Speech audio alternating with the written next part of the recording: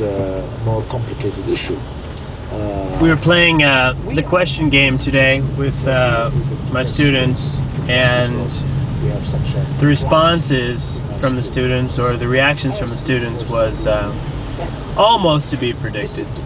Almost predictable, in so much that they didn't like it, because it's a difficult game to play. The basic rule of the game is to ask a question, and then the person who receives the question asks another question in response.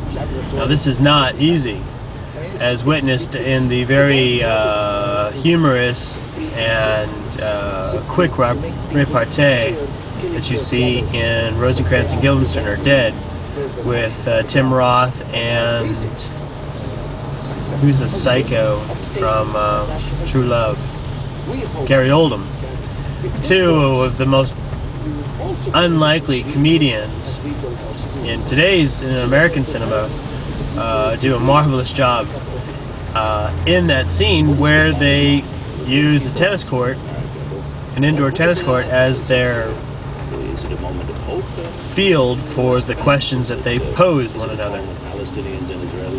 Now, what's fun is that the students quickly moved in, well, at least one or two of the classes quickly moved into the same kinds of questions that we see in Rosencrantz and Guildenstern. What's the meaning of life?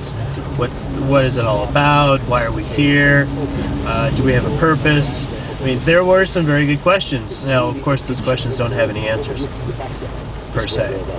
But getting students used to pausing long enough to pose a question in response to a question was, I feel, quite good for them, in so much that they got used to actually thinking.